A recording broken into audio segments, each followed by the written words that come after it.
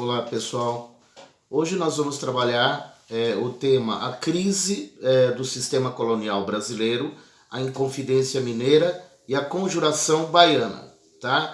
Mas para a gente entender esses três temas dentro de um tema só, a gente tem que entender como que estava a relação do Brasil colônia de Portugal, ali por volta do século XVIII, tá? Lá em Portugal, eles estavam vivendo um momento de crise econômica, social e uma crise política também. Naquela época, Portugal era governada por um rei chamado Dom José I, que nomeou o Marquês de Pombal como seu primeiro-ministro, o secretário-geral do rei, tá? Então ele administrava essa questão econômica do reino. E ele tinha umas ideias iluministas, mas ele tinha as ideias iluministas, mas ao mesmo tempo ele era contraditório, tá? Então ele reunia aí elementos de absolutismo, né? E elementos de liberalismo econômico, tá? Nessa época, aí no século XVIII, o tal de Marquês de Pombal, ele estava fazendo muitas reformas, né? Econômicas e sociais, e isso começou a desagradar os políticos da época, né? A nobreza, o clero e até a alta patente militar. Bom, e como se não bastasse isso, ele também arrumou confusão, né? Problema com a Igreja Católica, onde ele expulsou os padres jesuítas que estavam fazendo o trabalho aqui no Brasil, tá? Então isso, somando todos esses valores aí, todas essas questões, vocês vão ver o que estava acontecendo ali no século XVIII, ali em Portugal. Mas eu tenho que pensar Portugal, tenho que pensar o que está acontecendo no mundo naquela época e tenho que pensar o que está acontecendo aqui no Brasil também, tá?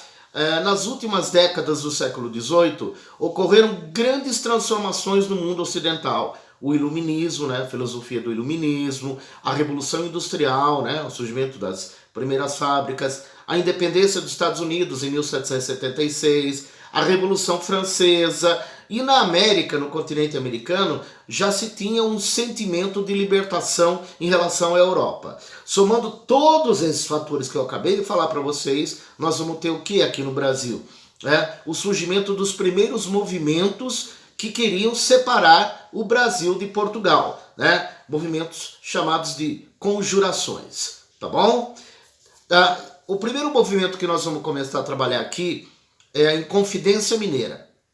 Aconteceu em Minas Gerais, 1789 a 1792, e foi um movimento que foi organizado, né, pela elite de Minas Gerais. Naquela época, século XVIII, Minas Gerais era a área produtora de extração de ouro, né, do Brasil, tá? Então, grandes mineradores ali na região, tá? E naquele momento, Portugal, né, que a região de Minas Gerais era a menina dos olhos, né, de Portugal, onde, imaginem só, gente, toneladas de ouro extraída daquela região. Bom, vocês sabem muito bem que esse processo de extrativismo, de tanto você extrair, arrancar, chega uma hora que ele acaba. Vamos pensar assim. E o que estava acontecendo naquela época em Minas Gerais? O governo de Portugal, ele exigia muito dos mineradores ali da região de Minas Gerais, tá? Os exageros políticos, as altas taxas de impostos, né, da exploração de ouro. Por exemplo, eles cobravam o quinto, que era um imposto que seria 20%, né, do ouro arrecadado. Então, se você conseguiu extrair 100 quilos de ouro, 20 quilos de ouro ia de imposto para Portugal. Tá? Esse imposto era chamado de o quinto. Aí o governo, quando começou a faltar ouro na região, o governo de Portugal vai intensificar a cobrança de impostos na região. E aí ele criou uma lei chamada derrama. O que seria essa derrama? Era uma lei, né, que era imposta aos mineradores lá de Minas Gerais, que eles eram obrigados a extrair durante o ano o mínimo 100 arrobas de ouro. 100 arrobas dá mais ou menos aí 1.500 quilos de ouro no ano, tá? E se não conseguisse atingir essa cota de 1.500 quilos, né, 100 arrobas de ouro, o governo tinha o direito de confiscar todos os bens do minerador. Pegar a casa, pegar propriedade, pegar tudo que tem, tá? E isso vai gerar o quê? Um descontentamento dos mineradores, né, da elite de Minas Gerais em relação à derrama e a opressão que eles estavam vivendo naquele momento em relação a Portugal. Aí eles começam a fazer as suas reuniões secretas, tá? Onde eles já estão planejando, né? Já estão planejando uma separação de Portugal.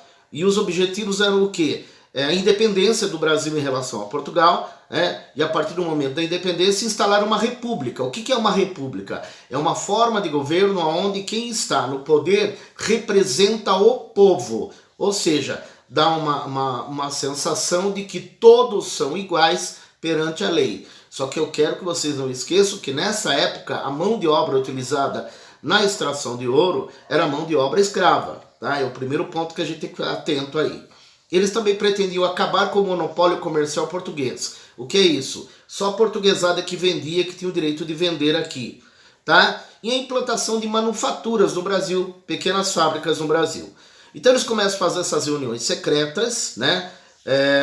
E os principais líderes eram gente da elite, tá? O Tomás Antônio Gonzaga, Cláudio Manuel da Costa, são essas figuras conhecidas aí. E dentro desse grupo também tinha alguns populares. Um deles era o Joaquim José da Silva Xavier, apelidado de Tiradentes, né? Ele era uma baixa patente militar, né? Ele era um alferes, ele era um militar de baixa patente.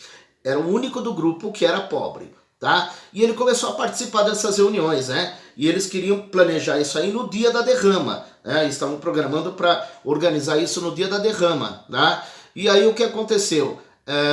Eles foram traídos, tá? Eles foram traídos por um dos caras do grupo, o Silvério dos Reis, que chegaram para o Silvério dos Reis e falaram assim, ó, você tem muitas dívidas aqui com o governo de Portugal. A gente faz o seguinte, você conta pra gente como é que tá esse movimento, o que eles pretendem fazer, que daí a gente perdoa essas dívidas. E logo ele caguetou todo mundo lá, tá bom? Eles também, né, os inconfidentes, por que eles são chamados de inconfidente? A palavra inconfidente quer dizer não confidente, eles não são de confiança. É assim que o governo de Portugal tratou os caras. Eles também eles pretendiam, né, implantar uma república, manufaturas no Brasil, e eles também pretendiam, eles criaram até uma nova bandeira para o Brasil, né? Era composta de um triângulo vermelho com fundo branco, que a tradução em latim seria liberdade ainda que tardia, que é a bandeira, né, de Minas Gerais atualmente. Bom, aí já contei para vocês da traição, né? O Silvério dos Reis, ele entregou todo mundo. O que aconteceu? Eles foram presos, né? Os inconfidentes foram presos.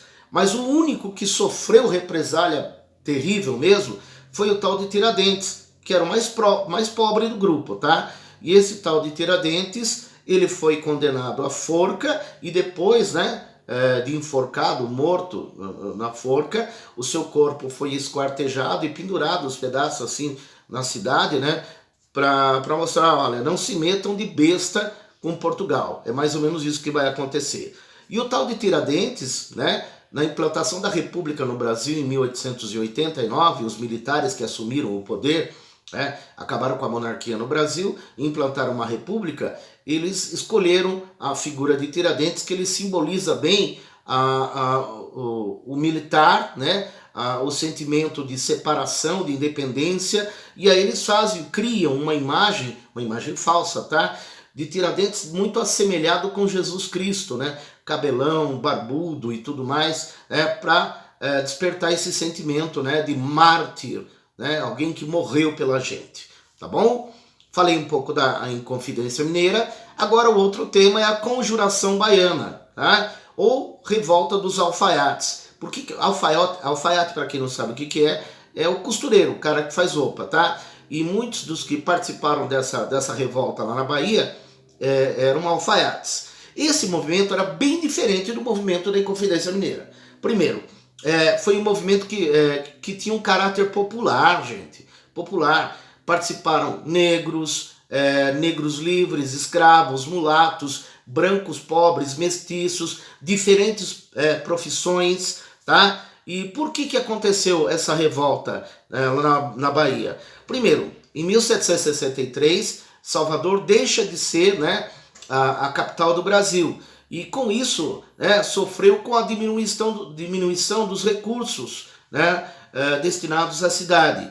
Aí a população de Salvador começa a sofrer com a falta de certos mantimentos, o povo já não está mais satisfeito com o governo de Portugal, e aí, somando tudo isso, as ideias de liberdade e de igualdade vão ocasionar a organização da Conjuração Baiana. Os objetivos da Conjuração Baiana: transformar o Brasil independente e republicano, uma forma de governo republicano. Tá? A liberdade comercial, né? Mais ou menos parecido lá com a Inconfidência Mineira. Agora tem esse ponto aqui, ele é muito especial: a liberdade e igualdade entre as pessoas. O que eles pretendiam aí? O fim da escravidão e dos privilégios sociais. Né? Então é bem diferente do movimento da Inconfidência Mineira, que eles não estavam nem aí com a questão da escravidão. Aliás, eles precisavam dos escravos para trabalhar nas minas. Tá? Agora, a Conjuração Baiana já pensava bem diferente, tá bom? Inclusive libertar os escravos. Os principais líderes, né, da Conjuração Baiana foram João de Deus do Nascimento, Manuel Faustino, Cipriano Barata, que era um pobre, né, era um médico que cuidava dos pobres, e um professor, né, o Francisco Barreto. Bom, o movimento ele foi delatado, né? Aí o governador da Bahia na época começa então uma repressão. Muitas pessoas fugiram, mais de 49 pessoas foram presas, né? Entre elas 3 mulheres, 9 escravos, mas a maioria era composta de profissionais liberais, né? Alfaiates, barbeiros, soldados. Os envolvidos, né, nessa revolta na Bahia foram executados e esquartejados. Então, para finalizar, vocês estão percebendo a repressão do governo português em cima dessas revoltas aí, tá bom?